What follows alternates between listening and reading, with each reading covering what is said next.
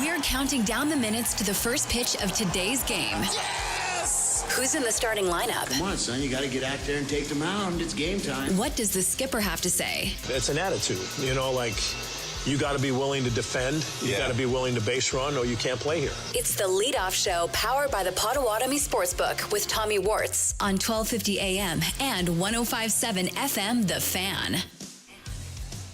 Welcome into the leadoff show live from Summerfest Studios, powered by the Potawatomi Sportsbook, 105.7 FM, 1250 AM. The Fan, also live on YouTube, youtube.com/@thefan Milwaukee. Milwaukee Brewers back in action today, taking on the New York Mets. It'll be Jose Quintana going up against David Peterson of New York. First pitch was scheduled for 6:10 Central today. Seems like that's going to be pushed back just a little bit. Game number 87 of the season from Citi Field today. Welcome into the leadoff show powered by the Potawatomi Sportsbook. First thing we do on every show, the starting lineups. Looking up, and it is gone. It's almost time for the first pitch. Let's see who's in today's starting lineups. It's the leadoff show powered by the Potawatomi Sportsbook on 1250 AM and 105.7 FM, The Fan. Starting things off with the New York Mets lineup today. Starling Marte will lead things off. He is the DH. Francisco Lindor, the shortstop, will bat second. Juan Soto in right field will bat third. Pete Alonso cleaning up today. He's at first base. Brandon Nimmo in left field will bat fifth. Mark Vientos, the third baseman, bats sixth. Luis Torrens, the catcher today, will bat seventh. Brett Beatty at second base bats eighth. Tyrone Taylor, former Brewer, in center field, will bat ninth. As for the Milwaukee Brewers lineup, it's still not in. I cannot believe it. Again, an hour before scheduled first pitch, and Pat Murphy does not have the lineup in. I'm sure it'll be some sort of Sal Frelick, Churio, Contreras, Yelich within the first four. Next three is probably going to be Terang and Isaac Collins, Rhys Hoskins, and then 8 and 9, probably Caleb Durbin, Joey Ortiz. I feel like I nailed it right there, Charlie. Does that sound about right, what usually the lineup is? That sounds about right. I think that's about where we're headed to. Yeah, we'll wait. We will update once we have it. Now, though, that it is officially pushed back, according to the New York Mets on Twitter, we will see if we can get the lineup updated at some point throughout this show. We're going to have a full hour show no matter what. We're live at Summerfest right in front of the Hole-in-One Challenge, sponsored by Lexus and the Fan Milwaukee. It's a beautiful day at Summerfest. I'm so happy that I came out today, and I was not scheduled to be out here weeks ago when it was burning hot. I saw Sparky's calves for the first time today. I mean, this is actually beautiful weather right now here at Summerfest. Yesterday, doubleheader in New York. The Milwaukee Brewers taking on the New York Mets. Game one went great. Unfortunately, we went over game one as we had our second leadoff show yesterday at the Fan Milwaukee. We did not go over game two. We will do that right now, right here on the Rewind. Did you miss the last game? Did you miss what was said after the last game? It's time to rewind. It's the leadoff show powered by the Potawatomi Sportsbook on 1250 AM and 105.7 FM, The Fan. It was Jacob Mizorowski going up against pretty much Blade Tidwell, we'll call. He didn't start the game. They had an opener, Brazoban, in the first inning for New York. And the first inning was clean from both sides. Sal Frelick popped out to start the game up. No hits in the first inning for Milwaukee, neither for the New York Mets. In the second, we didn't see any action from the Brewers either. However, the New York Mets capitalizing on some big-time mistakes from Jacob Mizorowski. Jeff McNeil grounded out to start things off. Tyrone Taylor flying out as well. 2 outs right away, then 2 walks and an infield single. Brandon Nimmo would follow things up with a grand slam. It is the first time Jacob Mizorowski gave up a hit within the first 5 innings of work here, at least in the second inning right there. Then next batter was Francisco Lindor. It was a home run as well. It was 5-0 after 2. Jumping ahead, Mizorowski settles in all right throughout the rest of the game. The Brewers, all their highlights come in the 6th inning, and it was Christian Yelich to lead things off. He hit another big fly to start things in the 6th. Yelich out towards left. That is hit a ton. It's way back and gone for Yelich, number 17. The Brewers are on the board. 17th big fly of the year, highlights courtesy of FanDuel Sports Network. Then the next batter, Jackson Chourio, they go back to back. Chourio, right center field. That's hit well. It's back and gone. Back to back for the Brew Crew. That's number 14 for Chourio. Don't look now. The Brewers are down by 3. Okay. Yeah, don't look now, right? 3-run game in the 6th inning. You thought maybe something was cooking for the Milwaukee Brewers after back-to-back home runs to kick off the inning. Then later on in the same inning, Rhys Hoskins would reach on an infield single. You don't see that very often. Then we got to play the highlight for the kid. Anthony Siegler gets called up. He gets to make his Major League debut in Game 1. He goes hitless. Then he comes back in Game 2. How about the first hit for the career for Anthony Siegler? There's a liner, base hit, the first of the career for Siegler, as Hoskins is going to go from first to third on the play. Save that baseball. Congrats to Anthony Siegler. We play that because Joey Ortiz would ground out to third on a fielder's choice. 3 runs come across in the inning for the Milwaukee Brewers. It was 5-3 after the top part of the 6th. Lindor would single in Ronnie Mauricio later on in the 6th inning. They get that run back. It is 6-3 after 6 in favor of the New York Mets. No really great highlights to play, unfortunately, after that. Lindor and RBI double in the 8th inning would make it 7-3. The Milwaukee Brewers would fall to that as the final score to the New York Mets. Jacob Misiorowski, 3 2/3, 5 hits, 5 earned runs, just 2 strikeouts, 3 walks, as we mentioned in the 2nd inning. Those 2 really proving to be detrimental to his game. It is the first time we have seen him look human during this stretch as well. He gets the loss. Blade Tidwell gets the win. The save going to Edwin Diaz. Milwaukee Brewers now 48-38 on the season, 21-21 on the road. They fall back down to 2nd place in the NL wildcard standings after the New York Mets would jump back up. They are now 49-38. After the game was over, everyone was concerned about Jacob Misiorowski. It is the leadoff show live from Summerfest at the Hole-in-One Challenge, powered by the Potawatomi Sportsbook. Hole-in-One Challenge sponsored by Lexus and the Fan Milwaukee. But Jacob Misiorowski, velocity was way down. And not to be completely ineffective, but imagining the difference between you throw 96 and now you're sitting 90 throughout the entire time. Those are 2 completely different pitchers at that space. Then you go from 102 to 96, again, completely different pitchers. Was not as effective. Gave up the home run on the slider to Nimmo, and then the home run to Lindor was on a fastball. Jacob Misiorowski spoke to the media after the game. Here is Misiorowski on how his 4th career Major League start went in New York. I mean, I threw good pitches and they hit them. I don't think plain as simple as that. I mean, you're facing the best of the best. You're getting paid what they were getting paid for a reason. Miz, what do you make then of the kind of velo was down? We wondered whether that was the delivery being just a little bit off. No, I mean, my fingers were just a little too far on the right side of the ball and kind of spun a little different than I'm used to. So, no, nothing crazy. What do you take away from this? You know, just kind of the frustrating inning, but kind of having to settle in after that.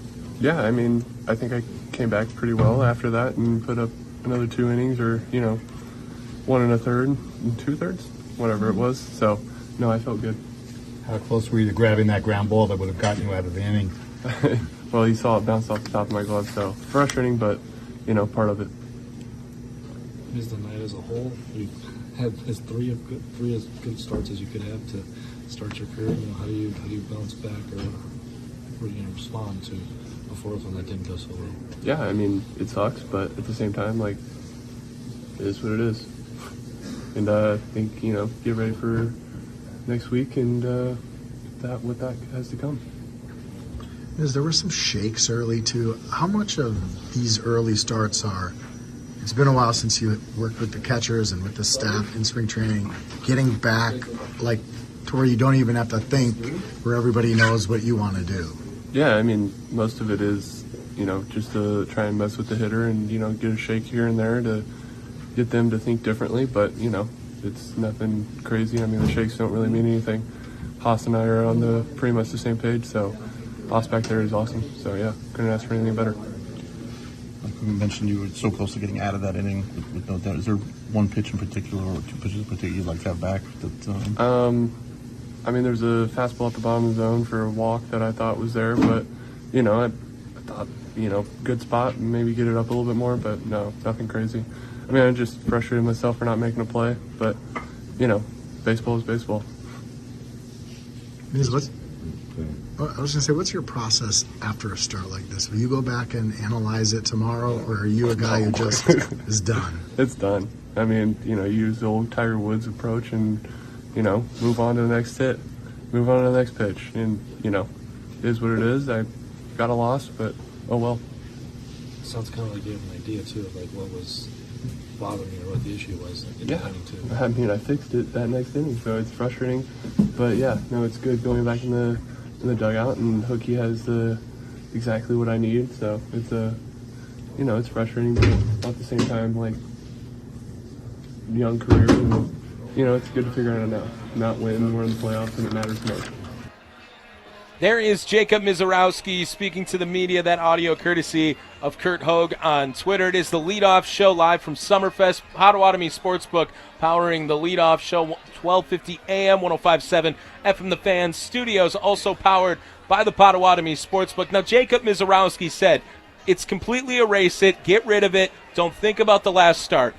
I don't know. I feel like that might be something you want to analyze, why the velo was down. He said his fingers were just a little too far off on the ball. Isn't that, I mean, my dumb brain makes me think, well, then put your fingers more to the left on the ball. I don't know why you wouldn't analyze that and why that wouldn't be a problem. He had 6 days rest. It was not just someone who had 4 days rest or 3 days rest or anything like that, but he's completely a different pitcher, Charlie, if Jacob Mizorowski is throwing 96 as opposed to throwing 102. Well, and I talked about this with Sparky and Wisconsin Sports Daily earlier. I think a lot of this just has to do with him being a younger pitcher. I think sometimes getting extra break hurts a younger pitcher because they're having more time to think about what they're doing versus when you really just need him to go out there and play baseball, be a pitcher. That's what he did in those first 3 games.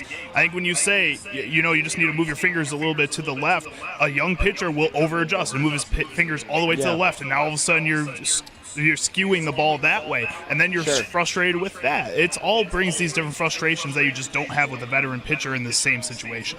Very frustrating start indeed for Jacob Mizorowski. Pat Murphy would speak to the media after the 7-3 loss in game number 2. Let's hear from the skipper after the game as well. Tonight, for sure, you could see it early. He'd have it for one pitch and didn't, and then you could just see the ball wasn't coming out of his fingers the same, and you could see the frustration building, and that's too good of a team and too good of a lineup when you're, these guys are. This is the days you realize how good these guys are, meaning all major league players. It's so tough to perform at the highest level and be consistent, but when you're off a little bit, it can be the difference, and Miz just wasn't in sync. What do you want him to take away from, not just the big inning, but having to go back out, right? And Yeah, I mean, he learned his lesson. He's ticked about it. Even some of his sequencing, he's ticked about. He's just really, in a good spot in that, darn it, why did this happen? You know what I mean? I could have, and it's like, he can see it, that there's just a really fine line between being dominant and being just okay. And, I'm certain he'll learn from it. Do you think the diminished velocity was a result of being out of sync? In the delivery, it just wasn't lining up? Yeah. Ball wasn't coming off his fingers the same way. It was kind of like one time he'd let it go back here, the next time out here, and you could see he was pushing it sometimes, and, his whole body was not in sync. Is that sort of going to be the challenge with him early in his career? When you're 6'12" and you got all the arms and legs, and it's hard to sync it all up. And little things can little things can alter that. So, yeah. He also had a little bit of bad luck. I mean, that ball off his glove and the terrain was right there. Yep. Just spinning. Yep. I mean, I think that's part of a lot of games when, you walk a guy, did he walk 2 in that inning? 2 outs. Yeah, he walked 2 with 2 outs, and then that whatever that was, infield hit, and then you got an experienced player that put a great swing on it, so. There is Pat Murphy speaking to the media. That audio courtesy FanDuel Sports Network after the Brewers lose 7-3 yesterday. It is the leadoff show. We're live here at Summerfest. Come say hi. We're right next to the Hole-in-One Challenge, sponsored by Lexus and the Fan Milwaukee. Studios powered by the Potawatomi Sportsbook. I don't know. I'm not concerned about Jacob Misiorowski after one bad outing by any means. I think that he's going to be just fine. But I was concerned about the velocity because it wasn't just one pitch. It was a problem after the first inning. He reared it back. He got it to 100 miles an hour in the first inning right away. First pitch of the game was 100. It looked great. He looked like he was his normal self. The slider also didn't really lose a lot of velocity during that time. It was totally okay. So why was the fastball a problem? He threw a 92-mile-an-hour changeup in the game, all right? That wasn't a problem on any other pitch. It was specifically the four-seam fastball that had dropped, 5 miles an hour at some points during the game. That's where I could see a problem happening. Couple of things. Jacob Misiorowski was actually named the NL Rookie of the Month for June. He went 3-0, the 1.13 ERA in the 3 starts, joining only Ben Sheets as the Milwaukee Brewer to ever do that in Major League Baseball. Anthony Siegler, after starting both games of the doubleheader yesterday, he is the second player in Brewers history to make his Major League debut after playing both games of a doubleheader. He joins, Charlie, you know this name, Len Sakata? Nope, I do Never not know heard that of him. name No, at all. no. Sparky probably knows. 1977. Sparky might not even know who he is. Sparky probably knows his exact stat line from 1978. Yes, he is that was back in 1977. He also did that in New York. However, he was at Yankee Stadium during that time. Coming up, we're going to talk to Austin Herdina, sportsbook manager over at the Potawatomi Sportsbook. While the Milwaukee Brewers game has been delayed a little bit, it has not been postponed. Even if it does, throughout this entire show, we're going to have the full hour till 6 o'clock today.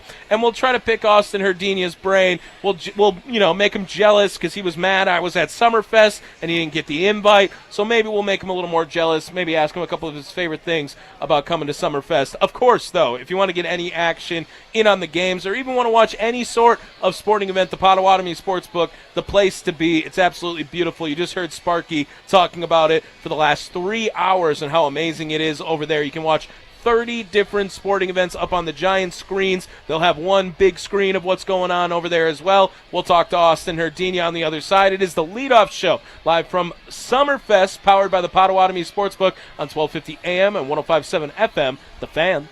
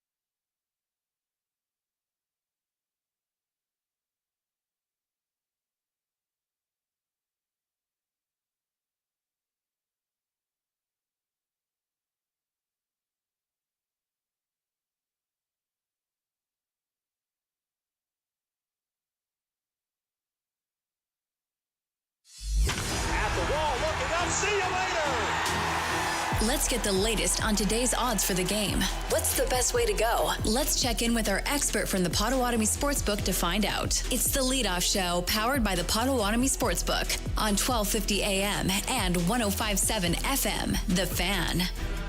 Welcome back to the Leadoff Show, live from Summerfest at the Hole-in-One Challenge, sponsored by Lexus and the Fan Milwaukee. Studios powered by the Potawatomi Sportsbook, 1250 AM, 105.7 FM, The Fan Studios, that is. We do have a lineup for the Milwaukee Brewers now. It has come in from the manager, Pat Murphy. Let me run that down before we get over to Austin Herdina at the Potawatomi Sportsbook. Leading things off, it'll be Sal Frelick in right field. William Contreras is catching tonight. He will be batting second.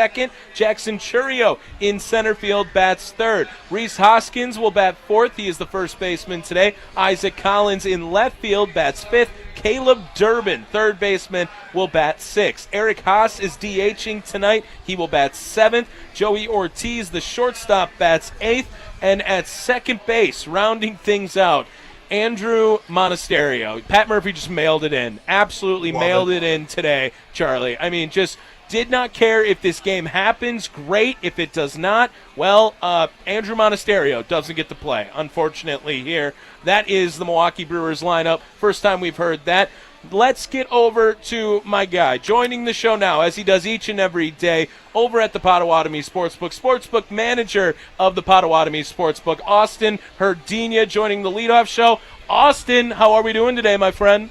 We're doing awesome, man. How's Summerfest over there? You having a good time? Yeah, it's beautiful. I mean, I'm so happy that I did not have to come here last week when it was just 128 degrees or whatever it was. I'm in shorts. I'm comfortable. I got a T-shirt on. They gave me this fancy lanyard, so I look like I'm official for something here. Austin, are you a big Summerfest guy? You know, it's been a few years since I've been there, but I want to get back soon. Yeah, what's your favorite part? You a big live music? Are you into like going around checking out the vendors? Like, if you're at Summerfest, what are you doing? You food, beer, what? All of it. I like visiting the free stages. I like visiting, some of the headliners and just all the different food and drink available. Absolutely. Austin Herdina over at the Potawatomi Sportsbook, joining the Leadoff Show. Austin, Mizorowski, I don't know if you jinxed him or Sparky jinxed him or who it was. We needed him at 4.5 strikeouts yesterday. He didn't get there. And he also got his welcome to the big leagues moment after giving up the grand slam and 5 runs in the second inning yesterday. Yeah, that's a good way to put it. Welcome to the big leagues moment, yeah. Not his best day. You look at how well he's done in his first couple of starts. Yeah. How long could that really last? We obviously hoped for a lot longer, but I listened to the post-game interview, and he really sounded like he was putting things in perspective and understands that, you can't win them all. And I think he's going to come out next start, and I think he's going to be all right. Yeah, kind of like when you're making a parlay for the people on the Leadoff Show. You cannot go back and analyze what happened if it doesn't hit. You got to move on to the next one. And today we're going to do the same thing here. We had a great week last week, Austin. Looking over at the betting odds, courtesy of the Potawatomi Sportsbook. Money line in favor of the New York Mets today, -159 at Potawatomi. The run line as well at 1.5 in favor of Milwaukee a little bit. Over-under is set at 8. What's our first leg of the parlay in your most popular bets over at the Potawatomi Sportsbook you're looking at today, Austin? I'm looking at over 8. I know we got 2 lefties on the mound today, but a lot of lineups, a lot of righties in the lineup as well to counter that. I think we're going to see a lot of runs. And then Rhys Hoskins, he's 7 for 16 in his career against Peterson. So I'm liking him to get a hit. And then Juan Soto, I've been picking him to do something, to get a hit or home run or something. Because he makes too much money, Austin. That's why. He makes too much money, right? I mean, he does make too much money, but I'm thinking he's going to come through and get a hit today. So I like over 8, Rhys Hoskins to get a hit and Juan Soto to get a hit, plus 275. Plus 275. You don't sound like you're very optimistic about the Brewers after reading that lineup. Yes, I mean, any lineup. Look, I don't want to throw shade at any professional athletes because they would absolutely dust me in any feat of athleticism. but Andrew, my heart's a stereo. I'm not in on. I'm sorry. I thought when Siegler came up, he was going back down, and we were going to be done with that. But apparently, he's going to stay up here. He's going to take a day at second base away from Bryce Terang.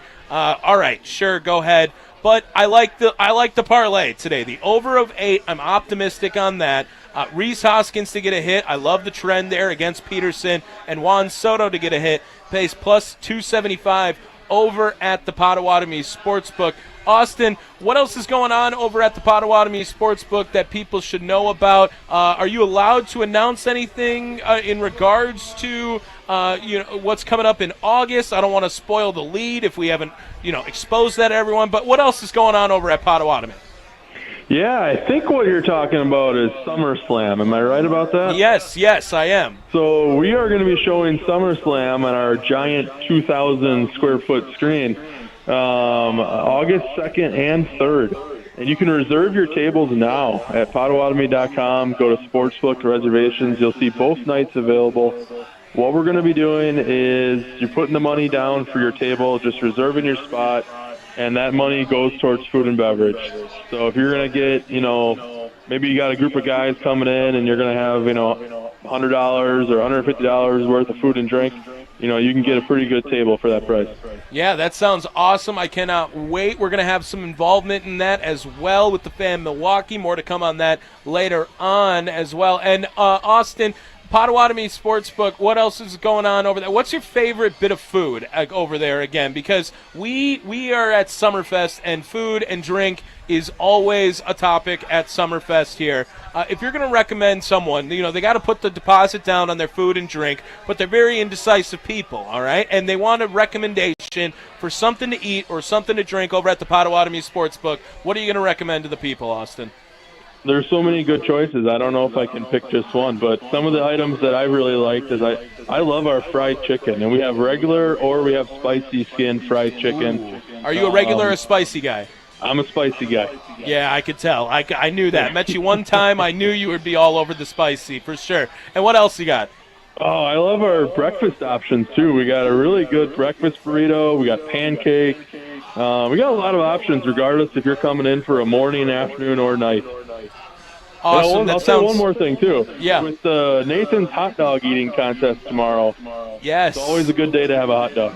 Charlie, over-under is 71.5, right, Austin, on hot dogs for Joey Chestnut? Joey Chestnut, yes. Yeah. Charlie, what are you thinking? Over-under 71.5? Hitting hard on the over, baby. Hard on the over. I feel like he breaks the record every time. Yeah, you can't root for less hot dogs if that's going to happen. No, you can't be that guy. Austin, thank you so much for joining us here on the Leadoff Show. Have a great rest of your day, my friend. We're off tomorrow for the 4th of July, so enjoy your 4th of July as well. Hope you have a fantastic and safe holiday. We'll talk again on Saturday. And, of course, go Brewers. Go Brewers.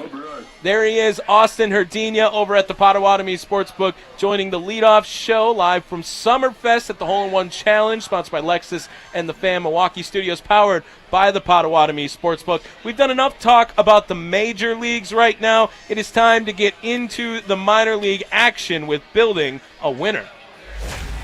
The key to building a winner in baseball is a strong minor league system. Who are the names we should know? How did they play in their last game? Ironworkers Local 8 brings you Building a Winner. Building Milwaukee's future, one beam at a time. Apply now at IWL8.org. Yes, time for another Building a Winner feature presented by Ironworkers Local 8. Thanks again to Ironworkers Local 8 for being a part of the Leadoff Show all season long. Major League Baseball, not a lot of good news happening last night for the Milwaukee Brewers. So let's start things off in AAA with the Nashville Sounds. Nashville Sounds. Yesterday, Nestor Cortez tossed 3 scoreless innings, struck out 4 batters in his AAA Nashville 2-1 win over the Memphis Redbirds. That is the Cardinals' AAA affiliate during that time. He threw 37 pitches, pretty efficient 3 innings, and Andrew Vaughn went 1 for 3, had a double in there. Drew Avons, we saw come up a couple of weeks ago, maybe a month ago, went 1 for 4 with the double. Cortez was on the 15-day IL, retroactive from April 4th, but then on April 21st, he was put on the 60-day IL. Looking to see what he can do in return. Nashville, no starter announced for their game, supposed to kick off at 6 o'clock. Let's get to Biloxi. Biloxi Shuckers. Brett Witrowski will be pitching today. However, yesterday they won 10-4 in the first game of their doubleheader and lost 5-1 in the second game against the Pensacola Blue Wahoos. That is the AA affiliate of the Miami Marlins. Brewers will take them on after this series with the New York Mets. We have Mike Bovee, 3 for 4 on his day one performance. 3 for 4, a triple, 3 RBIs. Cooper Pratt in that game was 2 for 3 as well. Bovee, it's his first 3-hit game since June 17th, and he had 3 RBIs in the contest as well. With the Shuckers this season, Bovee has 12 extra base hits, 22 RBIs across 42 games. Brett Witrowski, like I said, on the bump. In game number 2, Matthew Wood, 2 for 3, nothing too crazy. It's a 5-1 loss to Pensacola. Let's move on to the Timber Rattlers. Wisconsin Timber Rattlers. They win 3-2 over the Beloit Skycart, Miami's high A affiliate. On top of that, guys, if you haven't gone out to the Beloit Skycart at ABC Stadium, it's going to be an awesome time when we go there later this month as Mason Crosby's Border Brouhaha softball game. But you can also go watch both Wisconsin minor league affiliated teams during this time. Ryan Britchard on the bump today, going up against Brandon White in the contest. 3-2, now 3-8 on the second half for the Wisconsin Timber Rattlers. How about Carolina? Carolina Mudcats. We've been talking about the Carolina Mudcats for a long time, and we were blessed to talk to Kevin Holden today on the 240 segment number 3 of Wisconsin Sports Daily, because there is so much excitement around this Carolina Mudcats team. And yesterday they won 4-3 in 10 innings over the Fayetteville Woodpeckers. I mean, is there anything better than minor league baseball names right now? The Fayetteville Woodpeckers is Houston's low A affiliate. In that game, we saw Eric Batanti launch a homer. He went 2 for 4 in yesterday's game. Braylon Payne was 1 for 4 as well. And Melvin Hernandez drops his ERA to 2.13 on the season. He's got 18 earned runs over 76 innings of work. Went 5 1/3, 1-run ball yesterday in the contest. The right-hander leads the organization with a 2.13 ERA and a .97 whip, has 59 strikeouts in that time as well. How about the Complex League? Arizona Complex League Brewers.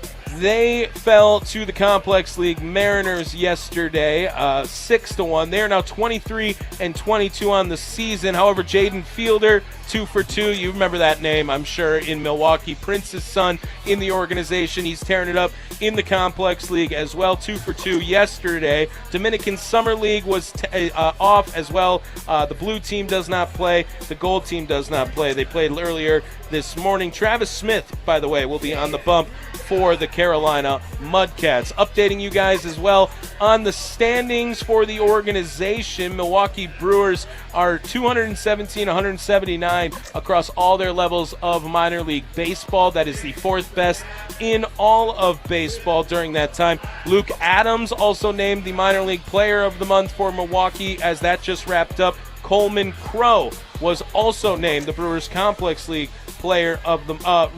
pitcher of the month. Jonathan Rangel was the Complex League Player of the Month, while Griffin Tobias was the Complex League Player of the Month. Updating you guys, if you didn't hear, new MLB Pipeline rankings out for the minor leagues during this time. The Brewers have not one, not 2, but 6 players in the top 100 right now. Jesus Made at the top of that list. He's ranked 8th in the farm. Jacob Mizorowski is 21st currently. Luis Pena, 39th. Cooper Pratt, 44th. That is 4 in the top 50 right now. The future is bright in Milwaukee. Jefferson Cuero dropping down to 70 on the latest rankings, and Logan Henderson, 91. 6 prospects within the top 100 for the Milwaukee Brewers on the latest MLB Pipeline rankings. This Building a Winner feature presented by Ironworkers Local 8, building Milwaukee's future one beam at a time. Coming up, we're going to talk to Drew Wagner of Forbes Sports, gauge what he had to say about the second game in the contest, as we talked to him already about game number 1 yesterday. We'll ask him a little bit about today's action, Jose Quintana versus David Peterson on the bump, see how it favors or doesn't to the Milwaukee Brewers. It is the leadoff show live from Summerfest at the Hole-in-One Challenge, sponsored by Lexus and the Fan Milwaukee. Studios powered by the Potawatomi Sportsbook on 105.7 FM and 1250 AM, The Fan.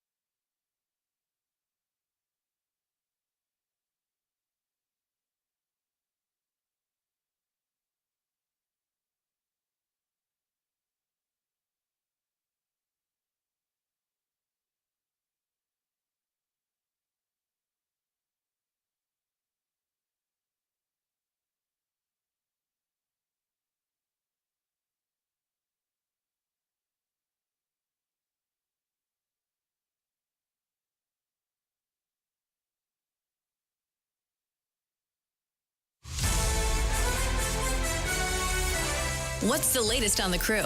Let's go inside the clubhouse with Drew Wagner of Forbes Sports on the leadoff show, powered by the Potawatomi Sportsbook on 1250 AM and 105.7 FM, The Fan. Inside the clubhouse is brought to you by Focus Baseball. Sign your kids up now for July open tryouts at focusbaseball.com, ages 6 to 17.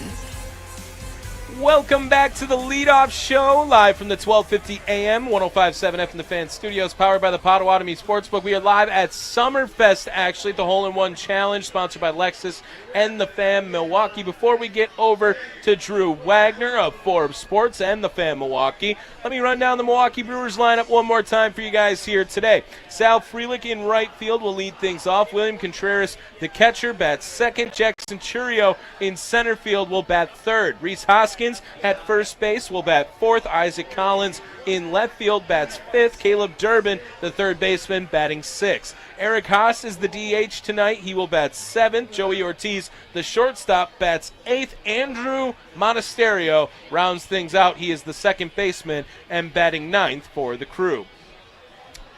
joining the show now, as he does each and every day. You can follow his work at Forbes Sports on the Fan Guest Hotline, powered by Gruber Law Offices. His Twitter, by Andrew Wagner. It is Drew Wagner joining the leadoff show. Drew, how are we doing today, my friend?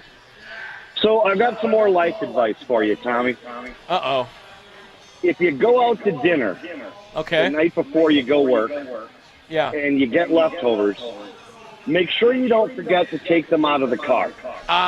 Drew, I mean, you're telling the wrong person. I do this literally every time I get leftovers. But after spending the day on a job site building a beautiful shed today and leaving my window and sunroof open because it's hot, oh no! I opened my truck door at the end of the day and found the world's fattest raccoon feasting my back seat. Oh my gosh. Mini burgers. Drew, how do you handle that? You seem like a guy that just grabs the raccoon by the tail, flings it around a couple times, and then goes on with your day. Are you scared in that moment, or what are you doing? You grabbing a shotgun? What is it?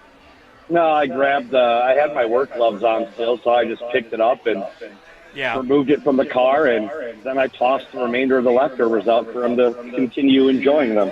You're a beast, man. You're a beast. I don't know what I would do.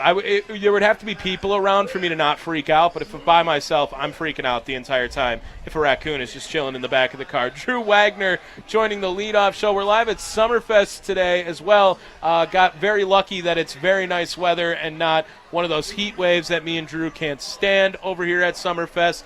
Drew, right now, Brewer game is delayed just a little bit. Nothing word on a cancellation or whatnot. But we didn't get to talk about game number 2 yesterday. We did talk about game number 1.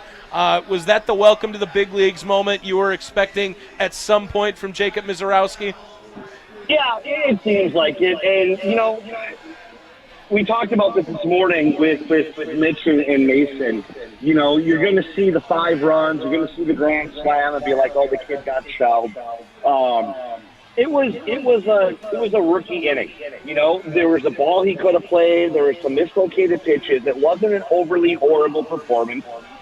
It was just, I think, a rookie performance, and it was one of those performances where he was kind of reminded that there is more that he needs to do than just pitch the baseball faster than anybody else in the game.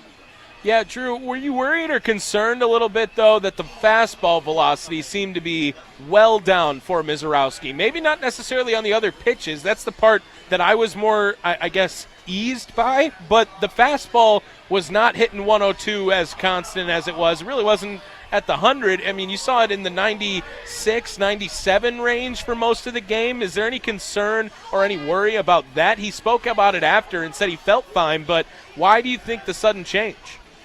You know, that did kind of stand out, and it makes you wonder right away, like, is the kid tired? Is there something going on? Did something happen to the arm?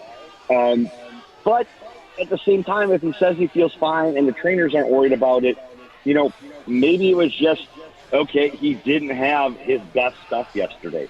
And sometimes that can happen. You know, you can just be exhausted mentally without showing signs of, like, physical fatigue like that. And I think the whirlwind of these first 10, 15 days in the big leagues, maybe it caught up to him a little bit. Maybe the moment got to him a little bit. And it's totally understandable, totally to be expected.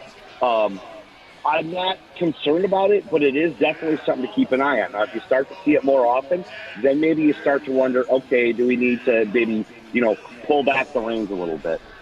Yeah, and he had 6 days rest, too. It wasn't like it was anything short. He pitched on the Wednesday prior when the Paul Skeens matchup came, so definitely was eye-opening. And like I said, the other pitches, it didn't seem like it was a problem. It was just the fastball that stood out to me. Drew Wagner, Forbes Sports, joining the leadoff show. Follow him on Twitter by Andrew Wagner. Was that about the best-case scenario, though, Drew, regardless of if they would have won or lost the first game versus the second game? You know, they're playing a very tough, very competitive team in the New York Mets. I know they've been struggling as of late, but that 2 through 4 of Lindor, Soto, and Alonso, that's got to be the best three hitters that Jacob Mizorowski has faced in order like that. And it was Brandon Nimmo at the 5 spot, of course, who hits him for the grand slam.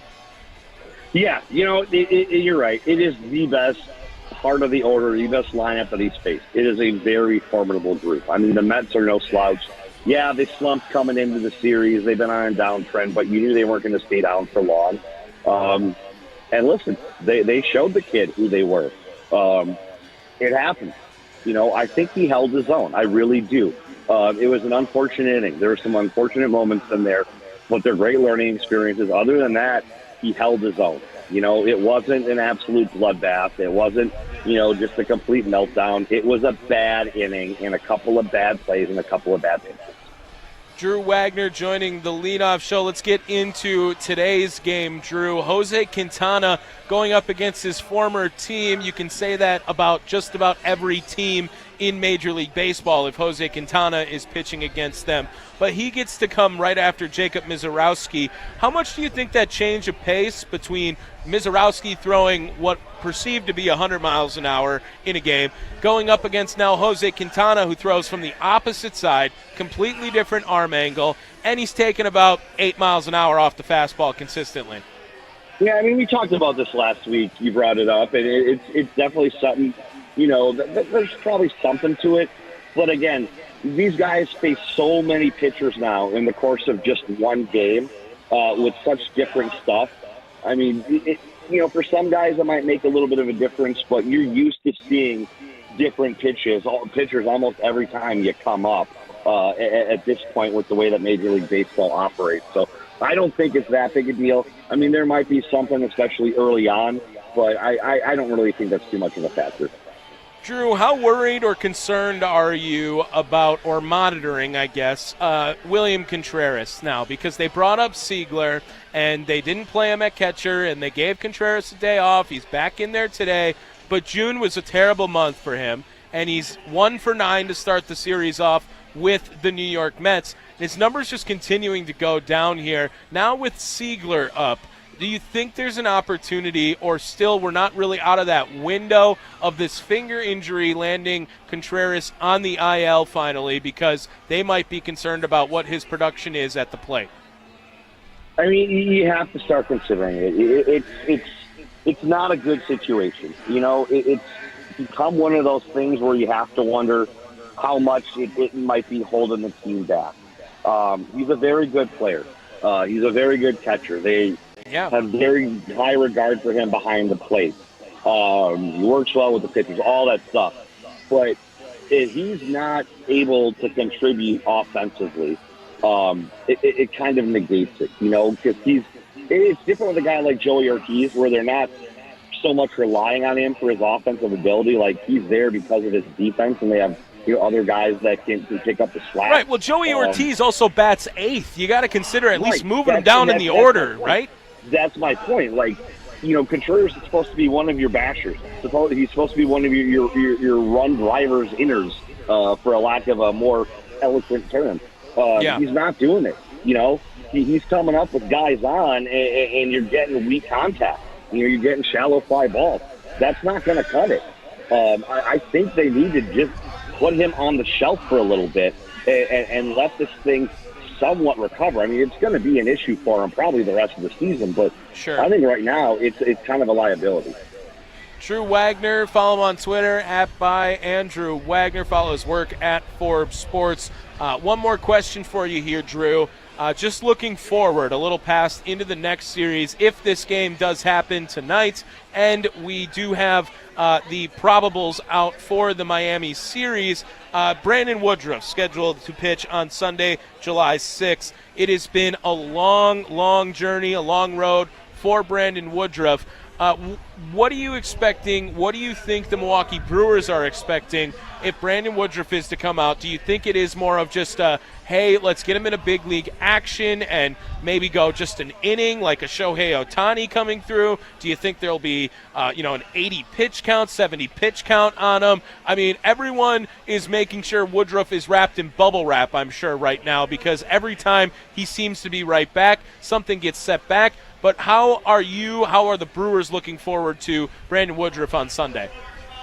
I mean, I think the goal here is just get him through it healthy. Not sure how long. It won't be an inning appearance. Like, they're not putting him in the starting rotation if he's only going to go an inning or two. I think they want to see like 5 innings, 80 to 100 pitches, and just get through it healthy. That is the only thing that anyone should really be looking at in this specific outing. Everything after that, then he can start focusing more on baseball. But right now, they just want to see him get back on the mound and healthy. And I think Sparky should authorize us to take the Fan Milwaukee private jet down to Miami for this start. Yeah, I heard he would fund it if the company can't find a way to do it. Charlie and I already took off, Drew. I will send you the tickets once we get them back for us, all right? Sounds like a plan. Very nice, Drew. Thank you so much. We're off tomorrow because of the 4th of July. Enjoy the rest of your holiday. I hope you have a great time tomorrow. What's your favorite thing about the Summerfest and the 4th of July here, Drew? Well, thanks a lot, first of all, for inviting me down to Summerfest. I didn't know we were having a field trip today. The courtesy of an invitation shouldn't be too much to ask, but all right. I'm actually doing some work tomorrow. I picked up some projects. I'm going to be using some power tools, drinking some lattes, and yeah, that's all. Spend the 4th. I mean, the American dream, Drew Wagner. There he is. Thank you so much, Drew. We'll talk again on Saturday. All right, have a good weekend. Thank you, you too. There is Drew Wagner joining us on the Fan Guest Hotline powered by Gruber Law Offices. One call, that's all. One more thing to get to before we get out of here on the Fan. It is keys to the game. How does the crew win today's game? Who needs to step up? Let's find out with the keys to the game. It's the Leadoff Show, powered by the Potawatomi Sportsbook on 1250 AM and 105.7 FM, The Fan. Keys to the game for the Milwaukee Brewers today. It is by all means necessary you get this series. If you can come out 2-1 over the New York Mets, you're going to be in the first wild card spot. I think it has to start with the top part of the order, because the bottom part of the order today, Eric Haas, Joey Ortiz, Andrew Monasterio, I don't know what you're going to get out of any of them other than Joey Ortiz, who plays phenomenal defense and all of a sudden knows how to hit the ball like Mark McGwire. But I will say this, the top part of the order, Frelick, Contreras, Churio, Hoskins. Your first four like that, it is a massive day for those individuals, especially with the lefty on the bump, those right-handed bats. You would love to see something out of those top four batters for the Milwaukee Brewers. Obviously, Sal Frelick, the left-hander, but Contreras, Churio, Hoskins. You need to capitalize on the matchup between the righties at the plate, the lefties on the bump. That is your keys to the game. That's going to do it for us here from Summerfest. Charlie, appreciate you, my man. I'm so happy we get to work together when we are only apart, apparently, now. But I'm sure we'll be reunited again. Once again, you did an awesome job, my man. Always appreciate you. Anytime, I got you. Yes, it is the Leadoff Show. We are live from Summerfest, the Hole-in-One Challenge, sponsored by Lexus and the Fan Milwaukee. The Leadoff Show powered by the Potawatomi Sportsbook, the Fan Milwaukee. Follow us on YouTube, at the Fan Milwaukee on YouTube, youtube.com/@thefan-milwaukee. Watch all your favorite shows that you listen to already, whether it's Pack-A-Day Radio Show, the Mason Crosby Show, of course, Wisconsin Sports Daily, Wisconsin Sports Weekend on Saturdays, and of course, the Leadoff Show live from Summerfest, the Hole-in-One Challenge studios powered by the Potawatomi Sportsbook. Don't forget, before you leave, send them home.